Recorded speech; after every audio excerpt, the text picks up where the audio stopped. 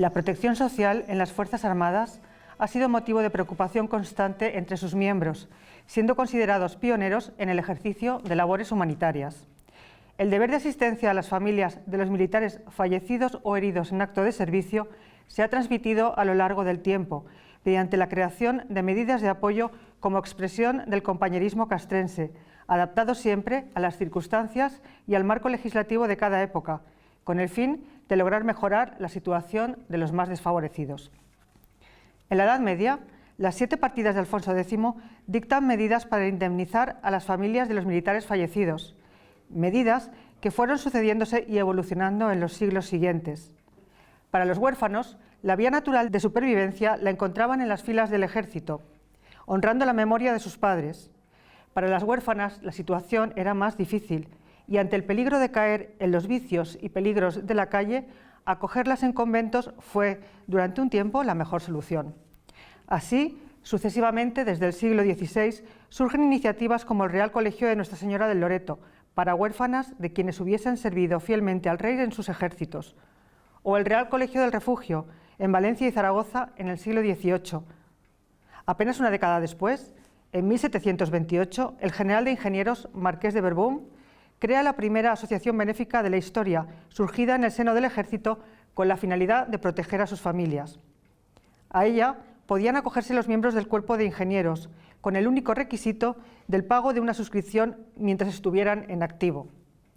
Pero no tuvo el éxito esperado y, años más tarde, se transformó en un Montepío que se sustentaría a base de una cantidad a descontar del sueldo de todos los generales, jefes y oficiales del cuerpo de ingenieros, además de las donaciones en dinero o en bienes realizadas en su favor. 4 años más tarde, siguiendo este ejemplo, el Marqués de la Mina propone la creación en 1755 de un Montepío militar para auxilio de viudas y ampliaban a los huérfanos del ejército, que con el tiempo experimentó cambios y mejoras en el alcance de sus prestaciones. Desde la Guerra de Independencia de 1808 existía la tradición de ayudar a las huérfanas con la Real Lotería primitiva, pero el aumento de huérfanas tras la Primera Guerra Carlista impulsa a Martín de los Heros, ministro de la Gobernación, a proponer a la reina María Cristina de Borbón la fundación en 1835 del Colegio de la Unión en Aranjuez, que nace como reconocimiento de la paz y la unidad de la nación, acogiendo a huérfanas hasta los 25 años de edad, tuteladas por una junta de damas de honor y mérito, pertenecientes a la Sociedad Económica Matritense. Era, por tanto, un centro civil y laico, donde enseñaban a las niñas a leer y escribir, coser y bordar, con el fin de colocarlas como institutrices y camareras en casas de la nobleza.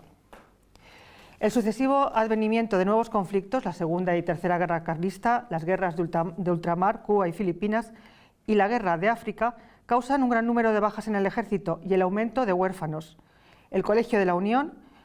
en el año de 1888, experimenta un cambio notable cuando el Ministerio de la Gobernación convierte el colegio en un centro educativo religioso a cargo de las Hijas de la Caridad y lo traslada a la finca Vistalegre en Carabanchel, ocupando instalaciones cedidas por otra reina, María Cristina de Habsburgo, ampliando las plazas, admitiendo a nuevas huérfanas de militares fallecidos en las guerras coloniales, y se regula su educación con estudios de primaria, bachillerato, música, piano y magisterio. Con estos antecedentes, en las filas del ejército se empieza a plantear la necesidad de hacerse cargo de la educación y formación de los hijos de los compañeros fallecidos, heridos o mutilados en el campo de batalla, sentando las bases de una importante labor asistencial y benéfica con el fin de crear los colegios de huérfanos del Ejército de Tierra, cuya historia vamos a recorrer de forma individualizada, desde su creación hasta el estallido de la Guerra Civil. Y empezamos con el asilo de huérfanos de la Infantería.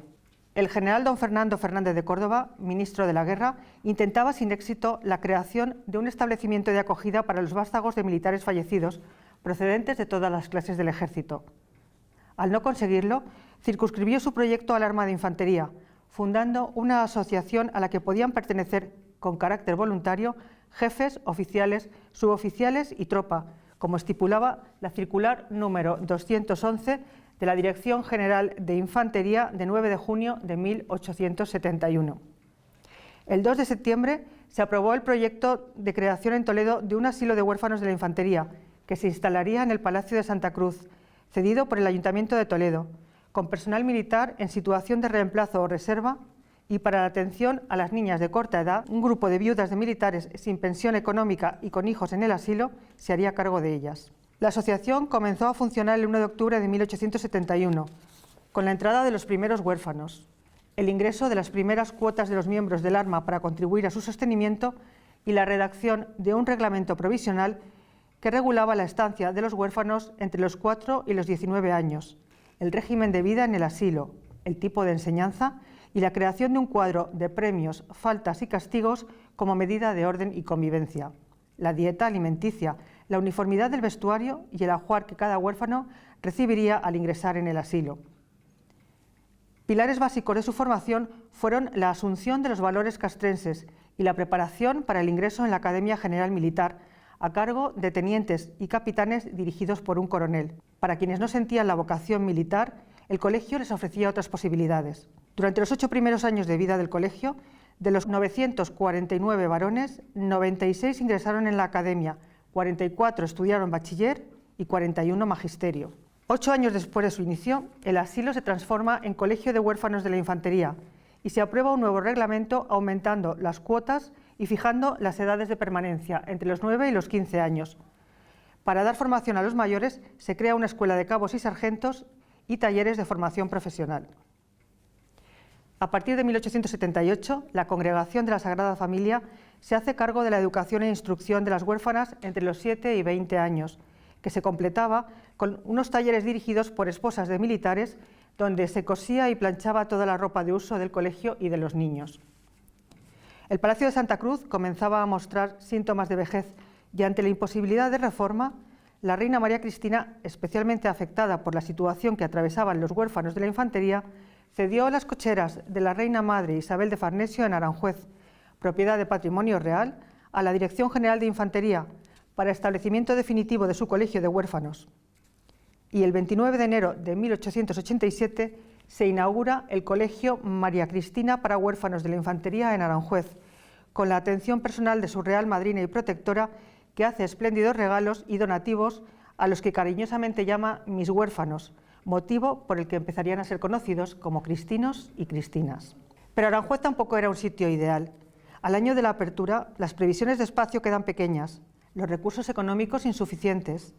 Tras los esfuerzos de la asociación y el Ayuntamiento de Toledo para rehabilitar el cuartel de San Lázaro, la reina autoriza el regreso de los huérfanos cristinos a Toledo y 9 años después de haberla abandonado, la ciudad los recibe con los brazos abiertos. Así, el 11 de agosto de 1897, con la instalación en Toledo de la sección de varones del Colegio de María Cristina para huérfanos de la infantería, la dirección del centro y la imprenta, se inicia una nueva etapa que se prolongaría por espacio de 40 años, con nuevos reglamentos modificando cuotas y las normas de estancia en el centro, la enseñanza, la alimentación y la uniformidad. Con el regreso de los varones a la ciudad imperial, queda Aranjuez para uso exclusivo de las huérfanas y para los párvulos al cuidado de las madres ursulinas, coordinado por el coronel director de Toledo, que debía visitar una vez al mes el Colegio de Huérfanas de Aranjuez para vigilar que, además de la educación intelectual, se dediquen a todos los quehaceres, labores y trabajos propios de las mujeres honestas, humildes y hacendosas. Un conjunto de durísimas normas de convivencia, unido a la gran labor educativa ejercida por la congregación religiosa, dio sus frutos, y de las 265 huérfanas que había en el año 1891, 55 terminaron la carrera de magisterio, 9 la de música en el conservatorio, 8 floristería, 9 bordadoras, 8 costura, 10 tomaron los hábitos religiosos y 8 huérfanas contrajeron matrimonio. Al iniciarse el siglo XX, en Toledo hubo un incendio en el edificio que destruyó la imprenta, el orgullo del colegio, las salas de dibujo y gimnasio, y amenazó destruir todo el inmueble. Una vez sofocado el incendio, gracias a las indemnizaciones se pudo reconstruir lo dañado. El fallecimiento en 1929 de Su Majestad la Reina María Cristina de Habsburgo, gran protectora de los huérfanos, coincide con el inicio de la decadencia y trágica desaparición del Colegio de Huérfanos de la Infantería de Toledo. Al proclamarse la Segunda República, el decreto de 18 de mayo de 1931 dio un vuelco total a la organización del colegio, que vio cómo además se tachaba el nombre de María Cristina, dejando de formar parte de su nombre, quedando como Colegio de Huérfanos de Infantería. Al estallar la Guerra Civil, el verano del 36, el colegio, que con tanto esfuerzo había construido el ayuntamiento, fue destruido por un incendio de causas desconocidas. Colegio de Huérfanos de la Guerra. En el último tercio del siglo XIX, el único centro benéfico asistencial que poseía el ejército resultaba insuficiente para acoger a la elevada cantidad de huérfanos que había, pero el ejemplo del arma de infantería había servido para despertar la conciencia social entre los miembros de la oficialidad del ejército. El 20 de marzo de 1876, Su Majestad el Rey Alfonso XII firma el Real Decreto de creación de una caja especial para alivio de los inútiles y huérfanos de resultas de la guerra, dependiente de la Presidencia de Gobierno, que se nutriría con los bienes embargados a los carlistas, donativos y una nueva suscripción pública abierta para este fin. Tras la elaboración de una estadística de huérfanos como instrumento de control previo al inicio del reparto equitativo de ayudas, se procedió a la creación de unos establecimientos donde acoger y educar a los huérfanos, y para ello se escogió Guadalajara, cuyo edificio más emblemático, el Palacio del Infantado, fue cedido por su propietario, el duque de Osuna, para este fin exclusivo. En el mes de marzo de 1879, Su Majestad el Rey Alfonso XII inaugura oficialmente el Colegio de Huérfanos de la Guerra para hijos de militares o marinos fallecidos durante la última guerra carlista, con edades comprendidas entre los 9 y los 15 años. Y 6 meses más tarde, escena similar se repetía para las niñas, bajo la presidencia, esta vez, de la princesa de Asturias, doña Isabel, conocida como la Chata. La educación de las niñas, hasta los 21 años, y acorde a su posición social, se encomendaba a la Congregación Religiosa de la Sagrada Familia de Burdeos, que desplazó a 6 religiosas a Guadalajara, y para los varones, a fin de prepararlos para el ingreso en las academias militares, se dispuso la instrucción a cargo de profesores castrenses. A final de siglo, la campaña de Melilla y las guerras coloniales de Cuba y Filipinas complican la situación, y ante la imposibilidad de acoger a todos los huérfanos que solicitaban plaza en el Palacio del Infantado, se decide la permanencia de las niñas y la búsqueda de otro edificio para los niños. En 1898 se instalan en el cercano cuartel de San Carlos, bajo la dirección de un coronel, un comandante, 16 profesores capitanes, capellán y médico, pertenecientes todos al arma de infantería, y 3 de caballería. El cambio de sede coincide con el estreno de un nuevo uniforme con pantalón rojo.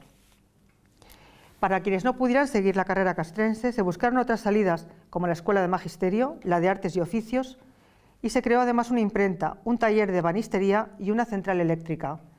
Pero más tarde la Guerra Civil truncó los sueños de aquellos huérfanos que vivieron un trágico final.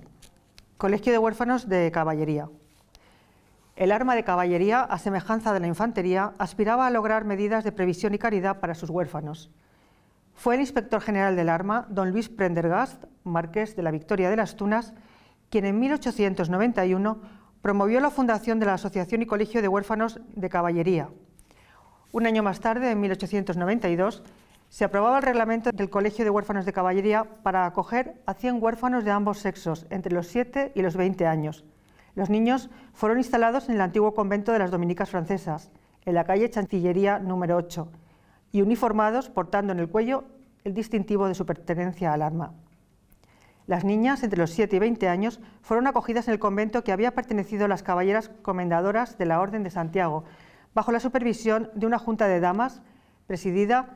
por la infanta María Teresa. El 25 de julio, festividad de Santiago Apóstol, patrón del arma de caballería, se inauguraba el colegio con asistencia de autoridades y numerosos vecinos de la ciudad de Valladolid. El aumento de huérfanos y las necesidades de formación plantearon la necesidad de adquirir algunas casas para ampliar espacios, y en el año 1908 el Ayuntamiento ofrece los edificios y terrenos de la antigua fábrica textil La Vallisoletana, situados en la calle Muro, para instalar el colegio de forma permanente y con capacidad para 150 alumnos, profesores y dirección procedentes de las diferentes escalas militares. Mientras se adaptan sus instalaciones, los huérfanos se alojan en la academia, conviviendo con los alumnos cadetes. No fue la única vez. Años más tarde, al incendiarse la academia el 26 de octubre de 1915 y hasta su rehabilitación en 1924, el Colegio de Huérfanos acogió a los cadetes, algunos de ellos también antiguos huérfanos que volvieron como internos al colegio de su infancia. El Ayuntamiento de Valladolid construyó un taller de imprenta y encuadernación para dar formación profesional a los alumnos. Los huérfanos de Santiago siempre contaron con el incondicional apoyo de los distintos regimientos del arma a sus huérfanos: donativos, legalización de partidas bautismales, pago de gastos de manutención durante los exámenes de ingreso en la academia. La relación entre ambas instituciones siempre fue intensa, pues numerosos huérfanos ingresaban en las filas de la Academia de Caballería y del Regimiento Farnesio. Además, el colegio era una institución muy respetada en la ciudad. Era normal ver los domingos salir de paseo por las calles de la ciudad a los niños uniformados de azul marino con capa y visera acharolada y con el escudo de Santiago. Al iniciarse la Segunda República, el colegio atraviesa una de sus etapas más difíciles. Se reduce su asignación económica y el profesorado y personal al servicio del colegio es sustituido por civiles. A pesar de todo, se esforzaron por mantener la normalidad. Al estallar la guerra, los huérfanos se alistan en el ejército y las milicias populares. En el colegio se instala un hospital de sangre y el 25 de enero de 1938 un bombardeo daña seriamente las instalaciones, quedando en ruinas. Por su parte, las niñas continuaron alojadas en el convento de Comendadoras de Santiago hasta el año 1913, que Su Majestad la Reina María Cristina de Habsburgo, tras asumir la presidencia por fallecimiento de su hija, la infanta María Teresa, consigue la cesión de una finca en Vistalegre, Carabanchel, donde acoger a las huérfanas de caballería, que por primera vez tendrán colegio propio. En la escalera se colocó una placa en agradecimiento a Su Majestad la Reina María Cristina y a la infanta María Teresa por su apoyo a las huérfanas, que todavía hoy se conserva en la actual residencia San Fernando. Era aspiración de la asociación que a su salida del colegio, con 19 años, tuvieran un medio para ganarse honradamente la vida. Por lo que en esta nueva etapa las niñas recibían la instrucción primaria obligatoria, bachiller y magisterio. Una educación similar a la de las huérfanas de militares acogidas en el Colegio de la Unión, situado en la finca Vistalegre, próxima al Colegio de Santiago. En el año 1935, el Colegio de la Unión vivió el centenario de su fundación, con la realización de una serie de mejoras en sus instalaciones y en su método pedagógico. Pero al estallar la guerra, todo cambió en ambos colegios. Los bombardeos obligaron a su evacuación, sufrieron saqueos y quedaron casi destruidos. Recuperar la normalidad y volver a su condición de internado fue casi imposible. Colegio de Santa Bárbara y San Fernando. En el año 1895, el Arma de Artillería e Ingenieros y los Cuerpos de Estado Mayor, Jurídico y Sanidad Militar intentan aunar esfuerzos para la creación de una asociación pro huérfanos conjunta, similar a la que ya poseían las armas de infantería y caballería, idea que no fue bien acogida por los propios interesados. Hay que esperar a que se inicie el siglo XX para que artilleros e ingenieros formen una institución propia común, por un lado, y los cuerpos comunes, por otra. Los antecedentes de la creación de la Asociación Colegio de Santa Bárbara se sitúan el 2 de diciembre de 1890, cuando, ante la idea de erigir por suscripción popular un monumento a Daoiz y Velarde, héroes del 2 de mayo, el teniente coronel de artillería, don Antonio Azuela, sugiere destinar la recaudación a la creación de un colegio de huérfanos de jefes y oficiales, con el apoyo de varios artilleros que firmaron manifestaciones por la creación del orfanato con la aportación económica de los miembros del Arma. Finalmente, la Academia de Artillería decide hacerse cargo de la creación del Colegio de Huérfanos, que fue aprobado por Real Orden de 28 de septiembre de 1904. Los huérfanos fueron acogidos por los hermanos maristas y las huérfanas por las Carmelitas de Vitoria, ciudad elegida para sede del colegio, hasta su inauguración 2 años más tarde, el 26 de septiembre de 1906. Ese mismo año, el Cuerpo de Ingenieros iniciaba corrientes de aproximación que cristalizaron un año después al fundirse en el Colegio de Santa Bárbara y San Fernando en honor a los patronos de ambos cuerpos.